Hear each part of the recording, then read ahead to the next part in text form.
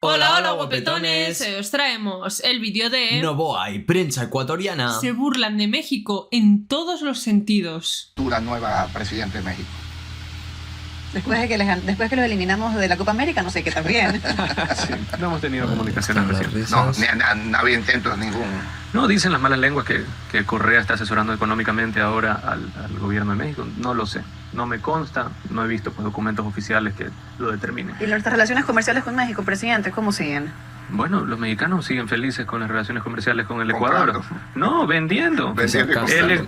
México exporta cerca de 800 millones al Ecuador. El Ecuador no exporta ni 300 millones. Tenemos un déficit de casi 600 millones de dólares de balanza comercial con Tenéis México. necesidad Es de de nuestros México. peores socios. Los mejores para ellos, Claro. pero es de nuestros peores socios.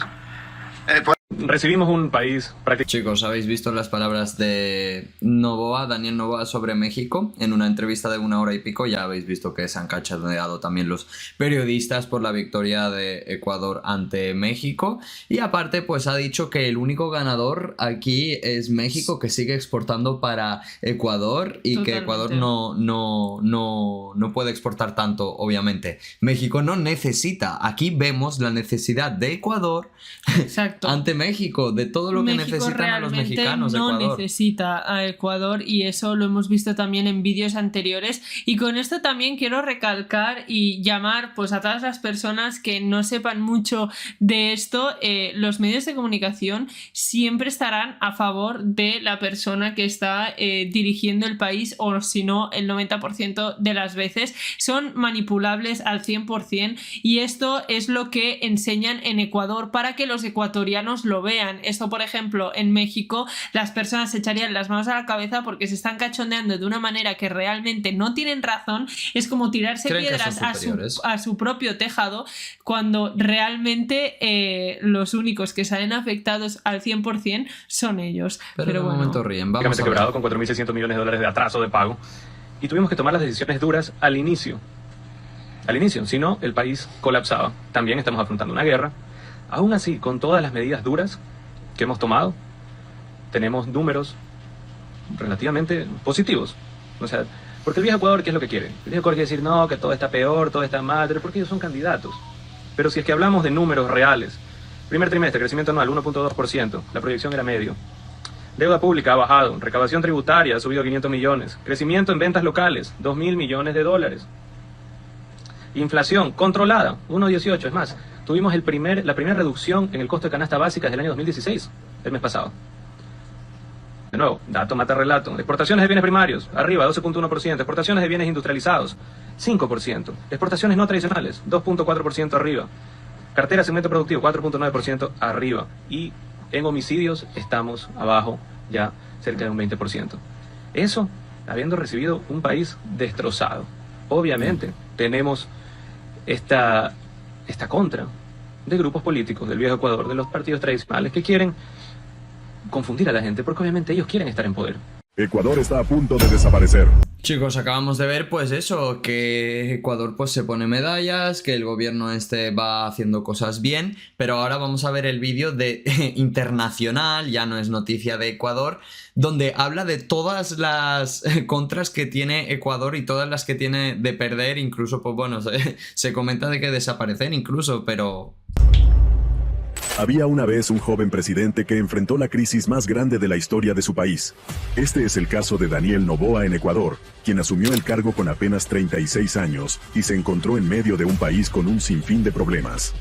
Desde apagones masivos y una ola de violencia sin precedentes hasta la condena internacional por un controvertido asalto a una embajada, la situación en Ecuador es un ejemplo de cómo las malas decisiones políticas pueden desencadenar un desastre a gran escala. Hoy empezamos a trabajar para reconstruir un país que ha sido gravemente golpeado por la violencia, por la corrupción y por el odio. ¿Cómo es posible que un presidente tan joven enfrente una crisis tan grande en tan poco tiempo? La respuesta te sorprenderá. Que esa es otra, antes de ver la respuesta que nos va a sorprender, o sea, realmente él dice que todo va mejor, pero si lo ves desde fuera se ve claramente que a lo mejor has podido tener una pequeña mejora, pero que el país realmente está tan igualmente devastadísimo, ¿sabes? O sea, las mejoras tendrían que ser muchísimo más notables para un país tan afectado como Ecuador. El presidente más joven de Ecuador, Daniel Noboa, se ha encontrado en el ojo del huracán político desde que asumió el cargo el 23 de noviembre de 2023, tras la disolución de la asamblea por su predecesor, Guillermo Lasso. Con tan solo 36 años, Noboa no solo ha entrado en los libros de historia por su juventud, sino también por el tumultuoso contexto en el que gobierna. Su ascenso al poder fue tan rápido y sorprendente como una carrera de cuyes, y no menos emocionante. Contra todo pronóstico, superó a la favorita Luisa González. Queremos 18 millones de ecuatorianos con dignidad. Quien lideraba las encuestas hasta que un trágico suceso dejó en evidencia la inseguridad rampante en el país. La inesperada muerte del candidato Fernando Villavicencio cambió el juego electoral. Consternación en Ecuador por el asesinato de Fernando Villavicencio. El candidato presidencial ecuatoriano segundo en intención de voto fue asesinado en la noche del miércoles en Quito. Y Noboa se catapultó al liderazgo de manera casi milagrosa, o al menos, eso dice su biografía no oficial. En lugar de un mandato presidencial estándar de 4 años, Noboa tiene un plazo más corto que un partido de fútbol, solo 1 año y medio. Está completando el periodo interrumpido de Lasso, quien, cansado de jugar a los muñequitos con la asamblea, decidió optar por la muerte cruzada y convocar elecciones anticipadas. Así, Noboa asumió el timón de un barco que ya hacía aguas, y lo hizo sin un apoyo popular sólido, más por falta de opciones que por méritos propios. La falta de respaldo se ha sentido desde el primer día. Noboa, necesitando desesperadamente un golpe de efecto para ganar legitimidad, optó por una táctica que ni el estratega más audaz de los cómics de Marvel se hubiera atrevido a sugerir: un asalto a la embajada mexicana. Quizás pensó que un poco de acción tipo James Bond le vendría bien a su imagen. No veas tú. De hecho, hay una de Pero James resultó Bond ser que más es de una Ciudad escena de sacada de México, creo que es Mr. Bean. esa. Esta decisión no solo hundió su gobierno en una crisis diplomática, sino que también lo dejó tambaleándose políticamente. Ahora, Noboa se enfrenta a un escenario más complicado que armar un mueble de IKEA sin instrucciones, y los ecuatorianos observan con asombro y preocupación cada movimiento de su joven presidente. Ecuador se encuentra atrapado en una crisis energética que hace que los apagones parezcan una tradición nacional. Todo empezó cuando la demanda eléctrica superó con creces la oferta, llevando al país a un escenario más oscuro que una noche sin luna en los Andes. El Control de Energía ha tenido que cerrar las compuertas de una de las principales hidroeléctricas de Ecuador por la subida de sedimentos. Los embalses de Mazar y Paute, los héroes hidroeléctricos del país, están más secos que una broma de tío en Navidad, con niveles operativos del 0% y 4%, respectivamente. La situación es tan crítica que el gobierno decretó la suspensión de la jornada laboral los días 18 y 19 de abril, convirtiendo esos días en un inesperado fin de semana largo para los ecuatorianos, aunque sin la posibilidad de encender la tele para ver una película. Para colmo, Ecuador perdió el suministro eléctrico que recibía de Colombia, su vecino del norte, que suspendió la exportación de corriente. Algunos dicen que fue en represalia por la incursión a la embajada mexicana, lo cual añade una pizca de drama internacional a la ya complicada trama. Si pensabas que las telenovelas tenían giros inesperados, esta crisis energética ecuatoriana podría darles una lección. Daniel Noboa, siempre en busca de un villano a quien culpar, señaló con el dedo a los funcionarios del Ministerio de Energía y Minas, acusándolos de sabotaje.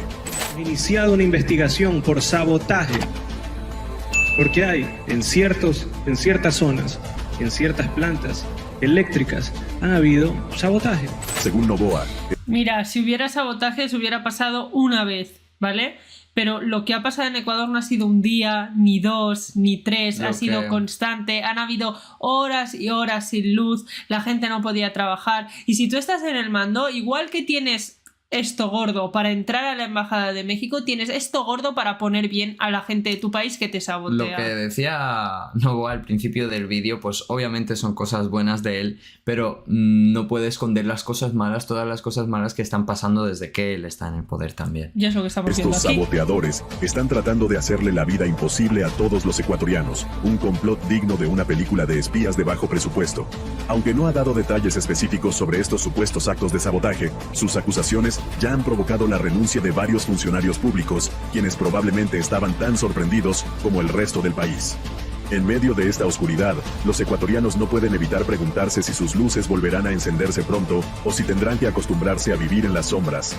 La crisis energética ha sobrepasado todos los récords históricos, según la oficina de Noboa, y la situación parece más desesperada que un café sin azúcar. Pero en medio de este caos, al menos los ecuatorianos pueden disfrutar de unos días libres, aunque sea para sentarse a la luz de las velas y contar historias sobre tiempos mejores. Noboa ha utilizado esta crisis de seguridad como el principal argumento para impulsar las reformas propuestas en el referendo.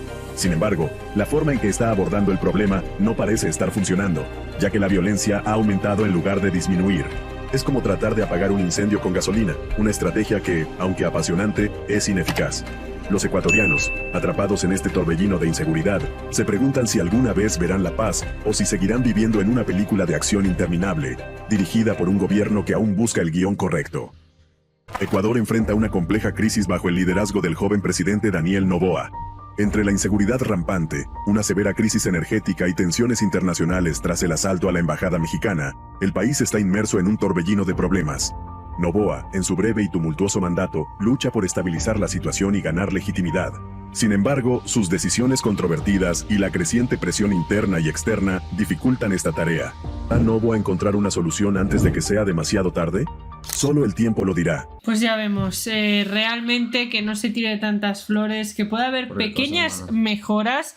Yo no digo que no, pues al final pues los números supongo que hablan por sí solos, pero en un país que está tan afectado como Ecuador, repito, no hay que crecer un 1% en positivo, porque en un 1% no es nada, tiene que mejorar muchísimas cosas y sobre todo agachar la cabeza delante de México, porque eso de que ellos no dependen de México es totalmente mentira, o sea, dependen al 100% de México. Si de importan verdad. tanto.